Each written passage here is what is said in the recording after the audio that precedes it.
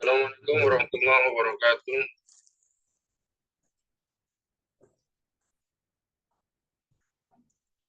Hari ini kita akan memulai perkuliahan lagi. Ya, materi perkuliahan hari ini adalah pendidikan Islam di perguruan tinggi.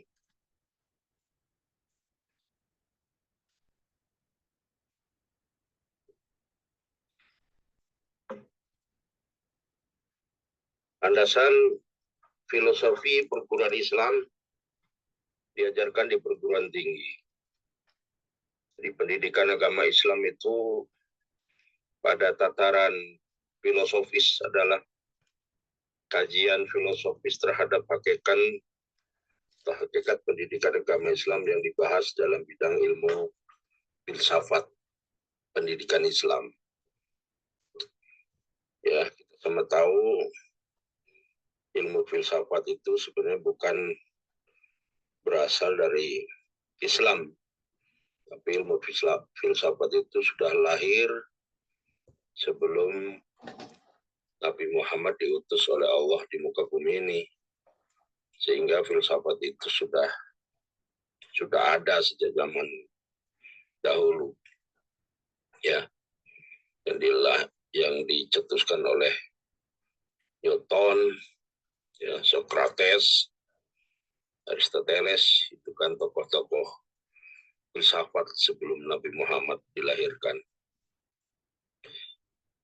Kemudian pendidikan agama Islam pada tataran epistemologis adalah kajian ilmiah terhadap konsep dan teori pendidikan Islam yang dibahas dalam bidang ilmu pendidikan Islam, ya, tentang seluk-beluk pendidikan Islam,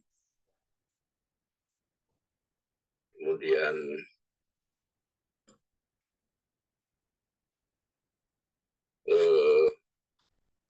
sebab yang kedua itu landasan teologisnya. Landasan teologis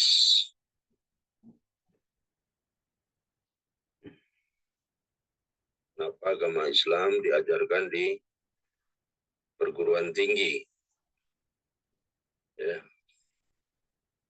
Yang pertama, hadis Nabi Shallallahu Alaihi Wasallam itu merupakan sumber kedua ajaran Islam setelah Al-Quran. Jadi semua ayat Al-Quran itu diterima oleh para sahabat dari Rasulullah secara mutawatir, ditulis dan dikumpulkan sejak zaman Nabi Muhammad masih hidup, ya, baik dalam lisan, hafalan, atau dibukukan secara resmi sejak zaman Khalifah Abu Bakar, karena itu Al-Quran bersifat qat'i, ya, sudah pasti. Ya.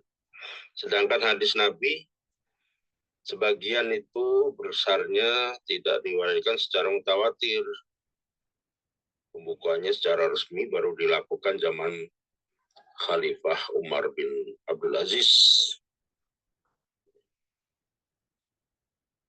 Jadi oleh karena itu hadis bersifat dzan,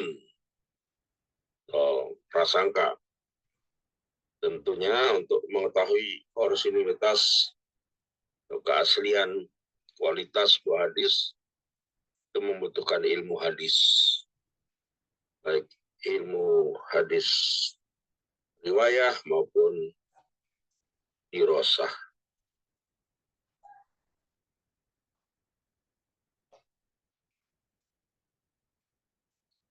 Jadi hadis sebagai sumber ajaran Islam yang kedua setelah Al-Quran merupakan sarana fungsionalis untuk menggali konsep kurikulum pendidikan Islam. Kurikulum merupakan salah satu komponen yang sangat menentukan dalam sistem pendidikan. Karena kurikulum merupakan alat untuk mencapai tujuan sekaligus sebagai pedoman dalam melaksanakan pendidikan pada setiap tingkat pendidikan. Kurikulum yang baik dan relevan dalam rangka mencapai tujuan pendidikan Islam adalah yang bersifat integral,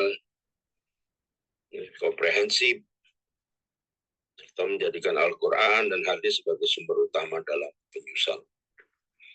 Jadi integral itu parsial lawannya ya, sebagian-sebagian. Kalau integral itu menyeluruh. Jadi semua ajaran Islam itu nggak dipilah-pilah.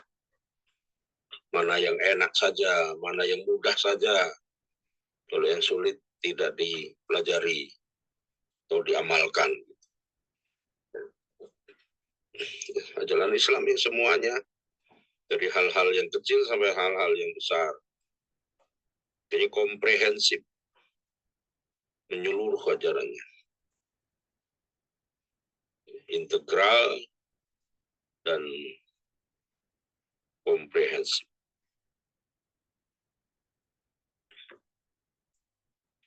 Dalam mengembangkan kurikulum, selain berdasarkan pada Al-Quran dan hadis, juga berdasarkan Pancasila di negara kita. Ya, terutama sila ketuhanan yang Maha Esa. Di Indonesia menyatakan bahwa kepercayaan dan ketakwaan terhadap Tuhan yang Maha Esa itu sesuai dengan agama kepercayaannya individu masing-masing. Ya, karena kita kenal di sini ada 6 agama kan, Islam, Katolik, Protestan, Hindu, Buddha, dan Konghucu. Jadi ke-6 agama itu ya dilindungi di Indonesia. Yang ketiga, urgensi pendidikan agama Islam diajarkan di perguruan tinggi. Jadi urgensinya sekarang. Ya. Pentingnya ya. Pendidikan merupakan proses memanusiakan manusia yang meningkatkan martabat manusia ke arah manusia ideal yang dikehendaki kepribadian utuh merupakan model manusia yang ideal. Jadi manusia yang ideal itu hanya bisa dicapai kalau dia dilandasi dengan ajaran agama. Ya, karena di sini kita mempelajari agama Islam ya tentu dengan landasan agama Islam. Kalau yang agama lain ya silakan ya dilandasi dengan agamanya masing-masing. Jadi mustahil ya manusia itu bisa paripurna gitu kan, akhlaknya bisa bagus tanpa dia dilandasi dengan landasan agama. Nah, untuk di perguruan tinggi, landasan psikologis, sosial, budaya, historis, terutama secara psikologis, manusia itu makhluk yang makhluk yang bertuhan ya. Semua manusia itu tanpa kecuali membutuhkan Tuhan. Bohong kalau ada manusia yang ngomong sebenarnya dia tak bertuhan ya. Orang-orang ateis itu sebenarnya orang-orang bohong. Dirinya itu sebenarnya bertuhan tapi dia tidak mau mengakui akan adanya Tuhan. Karena fitrahnya manusia itu memang bertuhan. Ya. Ya, paling tidak Tuhannya dia itu ya kalau orang-orang ateis itu ya akalnya itu Tuhannya yang dijadikan akalnya itu yang dijadikan Tuhan. Nah, mata kuliah pendidikan agama Islam di perguruan tinggi juga berbeda-beda. Ya. Pada jurusan-jurusan yang berbeda juga muatannya berbeda-beda.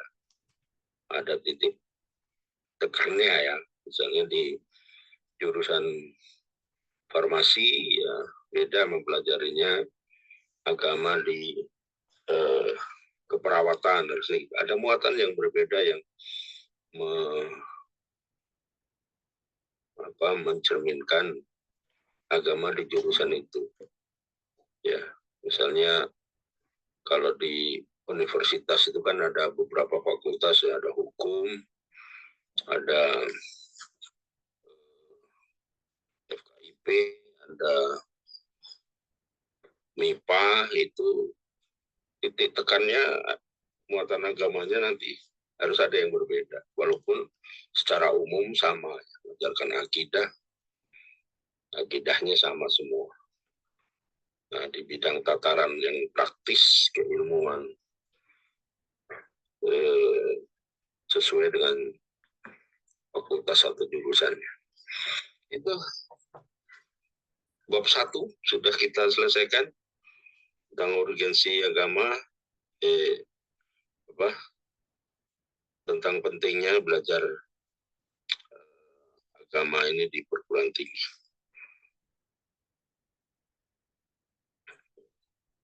Kita lanjut ke bab berikutnya, karena bab 2 kemarin sudah, yaitu filsafat ketuhanan. Kita langsung loncat ke bab 3, yaitu integrasi iman, Islam, ihsan dalam pembentukan insan kamil.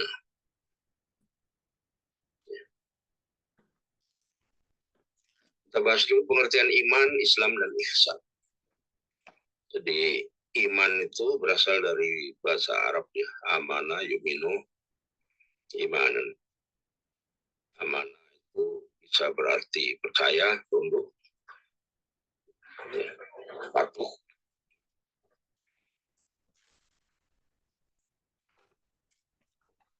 Imam Ghazali memaknainya dengan kata tasdik. Jadi tasdik, ya, atau lengkapnya dia iqraru bilisan, tasdiku bil qalbi, wal amalu bil arkan. Iman itu adalah diucapkan dengan lisan, diyakini dalam hati, tasdik, tapi dibenarkan dalam hati, wal amalu bil arkan, dan dibuktikan dengan amal perbuatan. Jadi itu menurut Imam Ghazali. Kemudian pembahasan pokok akidah, yaitu termasuk dalam ruang lingkup keimanan, ya, yang kita rumuskan dalam rukun iman, ya, iman kepada Allah, kepada malaikat, kitab, rasulnya pada hari akhir, dan yang keenam kepada takdir Allah, qada dan qadar.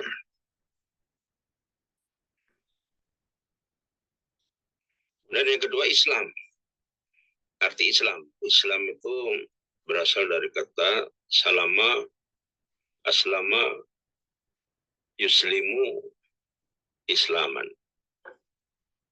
Maknanya ya sejahtera, tidak cacat, selamat, kedamaian, patuh, penyerahan diri, sejahtera, tidak tercela, selamat, damai. Dari berbagai uraian itu dapat dirumuskan bahwa makna Islam itu adalah patuh dan berserah diri kepada Allah. Menurut istilah, Islam itu adalah kepasrahan, kepatuhan seorang hamba kepada Tuhannya dengan senantiasa melaksanakan perintah dan menjauhi larangan demi mencapai kebahagiaan yang dirumuskan dalam unsur-unsur pembentukan rukun Islam, ya. Membaca 2 kalimat syahadat, mendirikan sholat, zakat, puasa, dan haji. Itu rukun Islam, ada 5. Yang ketiga, ihsan. Ihsan berasal dari bahasa Arab ahsana, ya, yuhsinu ihsanan, perbuatan baik artinya. Jadi para ulama menggolongkan 4 bagian, itu ihsan kepada Allah, ihsan kepada diri sendiri, ihsan kepada manusia, dan ihsan kepada semua makhluk. Ya. Jadi ada rukun ihsan juga, ya. Itu rukun ihsan itu anta'budallah ka'annaka tarahu fa'ilam takun tarahu fa'innallaha yaraka. Ihsan itu adalah engkau beribadah kepada Allah seakan-akan engkau melihat Allah. Jika engkau tidak bisa melihat Allah, maka sesungguhnya Allah itu melihat kamu. Itu ihsan. Jadi merasa benar diawasi oleh Allah, itu ihsan. Bahkan sampai perasaannya itu bisa melihat Allah. Jadi Islam, iman, dan ihsan itu adalah satu kesatuan yang tidak bisa dipisahkan. Islam adalah satu-satunya agama yang diakui oleh Allah. Inna dina indallahil Islam. Sedangkan iman adalah keyakinan menjadi dasar akidah Islam. Jadi keyakinan tersebut kemudian diwujudkan melalui pelaksanaan rukun Islam. Sedang pelaksanaan rukun Islam dilakukan dengan cara ihsan. Ya, jadi dasarnya adalah iman, kemudian pelaksanaannya adalah Islam, pelaksanaan syariatnya itu, kemudian caranya itu dengan cara ihsan. Jadi satu kesatuan, ya, Islam, iman, dan ihsan ini tidak bisa dipisahkan.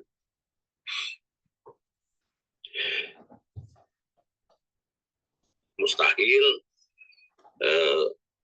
ihsan itu tanpa iman, dan iman pun tidak akan terwujud tanpa adanya Islam. Yang kedua, ya, karakteristik insan kamil. Insan kamil itu secara harfiah itu manusia yang sempurna. Insan itu manusia, kamil itu sempurna. Sedangkan secara istilah manusia yang sempurna secara sifat, bukan fisiknya. Ya, kalau fisik misalnya cacat tangannya, nanti bukan insan kamil lagi. Tidak seperti itu. Jadi walaupun ada cacat fisik, tapi secara sifatnya dia sempurna, bisa dikatakan sebagai insan kamil.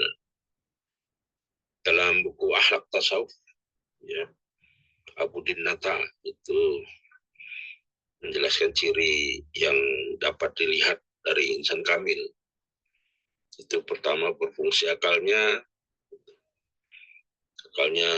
itu dapat mengetahui segala perbuatan yang baik, adil, jujur, ya, berakhlak sesuai dengan esensi, merasa wajib melakukan hal-hal yang baik itu. Kedua, berfungsi intuisinya. Intuisi dalam pandangan Ibnu Sina itu disebut jiwa manusia. Jika ada yang berpengaruh dalam diri manusia adalah jiwa manusia, maka orang itu harus menyerupai malaikat dan mendekati kesempurnaan. Jiwa manusia itu sebenarnya tidak bisa dibohongi dalam hati. Perbuatan bisa bohong, mulut bisa bohong, ya, tangan bisa melakukan hal-hal yang Berbeda dengan jiwanya. Kalau jiwa itu nggak bisa bohong sebenarnya. Dan makhluknya itu nurut jiwa itu seperti malaikat. Gitu. Nah, ketiga, manusia menciptakan budaya sebagai bentuk pengamalan dari berbagai potensi yang terdapat pada dirinya sebagai insan. Manusia yang sempurna adalah manusia yang mampu mendaya gunakan seluruh potensi rohaninya secara optimal. Dinamakan makhluk yang berbudaya manusia itu. Karena dia yang bekerja itu rohaninya, bukan fisiknya. Kalau fisiknya nanti banyak tak berbudaya akhirnya, karena menyimpang dari fitrahnya sebagai manusia. Keempat, menghiasi diri dengan sifat-sifat ketuhanan. Manusia itu makhluk yang mempunyai naluri ketuhanan ya, cenderung kepada hal-hal yang berasal dari Tuhan. Sifat-sifat itu menyebabkan manusia itu menjadi wakilnya Tuhan di muka bumi, penyayang, penyantun, penyabar. Itu kan sifat-sifat Tuhan. Makanya kita jadikan wakil oleh Allah di muka bumi ini. Ya, sebagai khalifah, itu merupakan gambaran yang ideal, yaitu manusia yang berusaha menentukan nasibnya sendiri, baik sebagai kelompok masyarakat maupun sebagai individu yang memiliki tanggung jawab atas kehendak yang bebas. Manusia insan kamil, meski memiliki kebebasan, namun pasti mengendalikan dirinya dari hal-hal yang buruk, yang mencelakakan baik dirinya ataupun orang lain. Kalau insan kamil, maka berhak menyandang julukan khalifah. Itu jadi tugas manusia diutus oleh Allah, diturunkan di bumi ini ya. Ada dua tugas besar itu. Yang pertama, dia tugasnya adalah beribadah. Yang kedua, dia sebagai khalifah. Ibadah itu hubungannya hablu minallah dan hablu minannas. Ibadah, ada ibadah mahdhah dan ibadah ghairu mahdhah. Ya, yang mahdhah itu yang sudah ada ketentuannya dari Allah, syarat rukunnya sudah ditentukan, itu ibadah mahdhah, seperti sholat, puasa, zakat, haji. Kalau yang ghairu mahdhah itu tidak ada ketentuannya. Ketentuan yang qat'i, tapi semua perbuatan baik itu sebenarnya ibadah. Dan sebagai khalifah tadi diberi tugas oleh Allah yang cukup berat untuk menjadi khalifah. Khalifah itu kan menjaga bumi ini, kemudian melestarikan dan memakmurkan.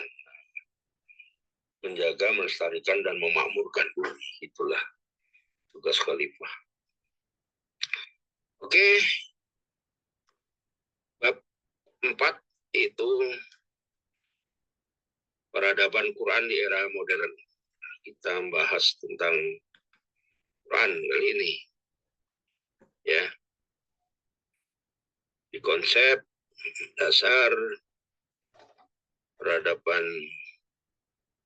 Al-Quran, menurut Al-Quran. Beradab berasal dari kata adab, yang dalam pengertian ini mengandung pengertian tata krama, perilaku, atau sopan santun. Adapun istilah peradaban dalam bahasa Inggris itu civilization. Ya, namanya peradaban adalah segenap perilaku sopan santun, tata krama yang diwujudkan oleh umat Islam dari waktu ke waktu, baik dalam realitas politik, ekonomi, sosial, budaya, pendidikan, dan sebagainya. Jadi beradab dalam berbagai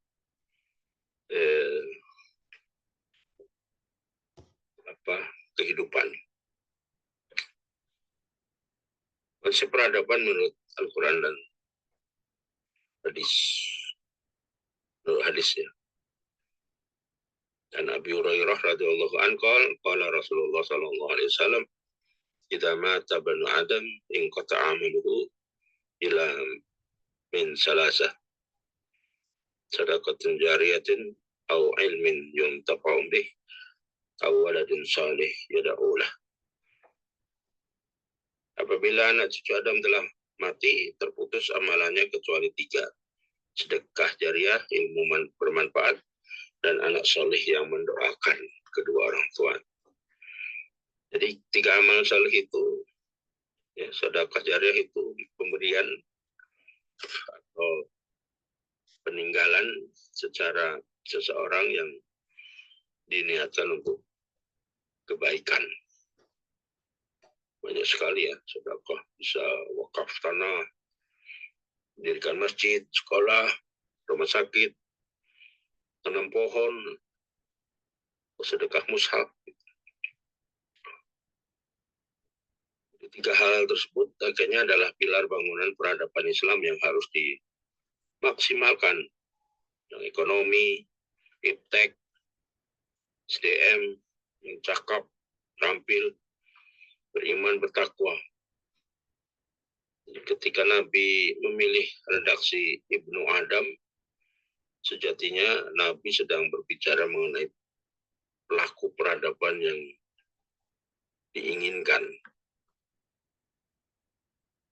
Yang diinginkan dari Ibnu Adam. Siapa Ibnu Adam? Ya kita ini. Ya. Kita ini adalah Ibnu Adam. Anak-anaknya turunan dari Nabi Adam.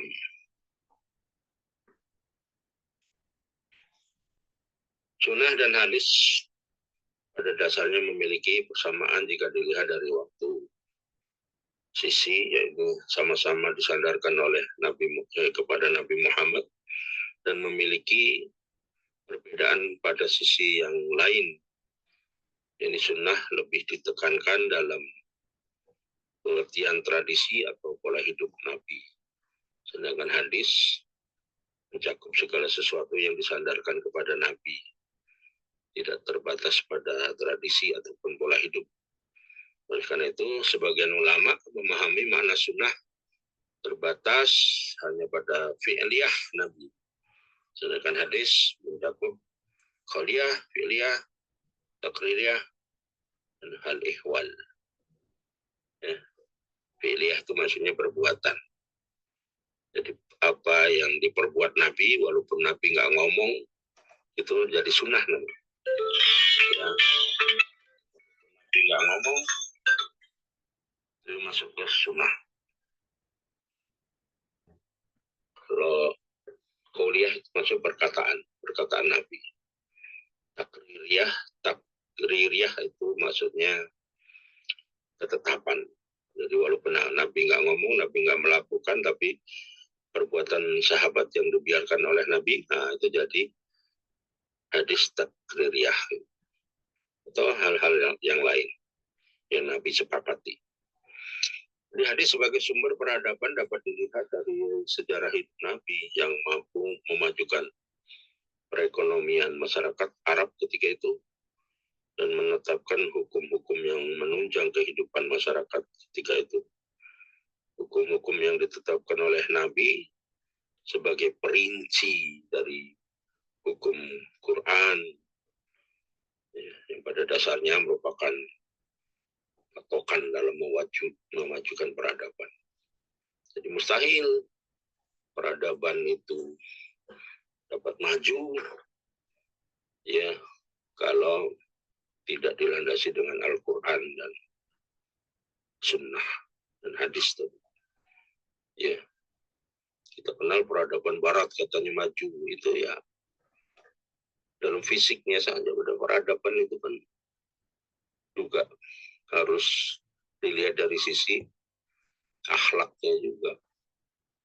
Ya, masa mengumbar aurat itu beradab dan tidak beradab. Jadi di dunia barat biasa saja. Kumpul kebo, ya, itu biasa. Hidup serumah tanpa pernikahan, gitu kan. Biasa di barat, apa itu yang namakan beradab kan tidak. Menurut Islam bukan beradab. Atau ini yang lagi tren itu LGBT. Wow, yang memperjuangkan kaum LGBT ini memperjuangkan ke seluruh dunia untuk supaya diakui keberadaannya. Ya, sampai masuk ke Indonesia ini ingin juga diakui masuk ke undang-undang. Maka jelas itu menentang hukum Allah. Kita katakan bahwa yang demikian itu jelas tidak beradab. Peradaban yang sesungguhnya adalah harus berlandaskan dari hukum Allah, sunatullah Al-Quran dan sunnah Nabi. Majunya seperti apa bangsa itu kalau dia menentang dari hukum Allah, maka kita bisa katakan negara itu adalah negara yang tidak beradab. Ya, demikian dulu kuliah kita hari ini. Kita sambung untuk pertemuan berikutnya. Assalamualaikum warahmatullahi wabarakatuh.